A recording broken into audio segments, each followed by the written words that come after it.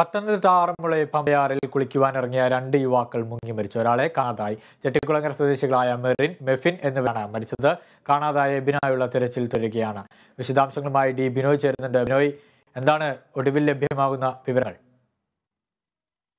ഇന്ന് വൈകുന്നേരം 3:30 മണിയോടുകൂടിയാണ് മെർഫിനും മെവിനും അതുപോലെ തന്നെ എബിനും ആറന്മുള പരപ്പുഴക്കടവ് കുളിക്കാനെത്തിയത്. ഈ സ്ഥലത്ത് വെള്ളം കുറവായിരുന്നെങ്കിൽ പോലും ഈ ചതിക്കുഴികളുള്ള ഒരു മേഖല കൂടിയാണ്. അവിടെയാണ് അപകടത്തിൽപ്പെട്ടത്.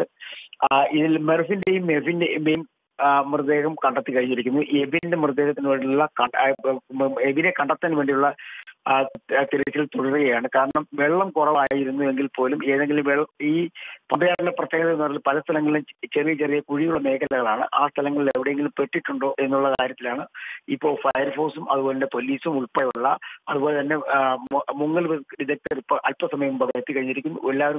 എല്ലാവരും ചേർന്നുള്ള വലിയ തിരച്ചിൽ ഇപ്പോഴും തുടരുകയാണ്.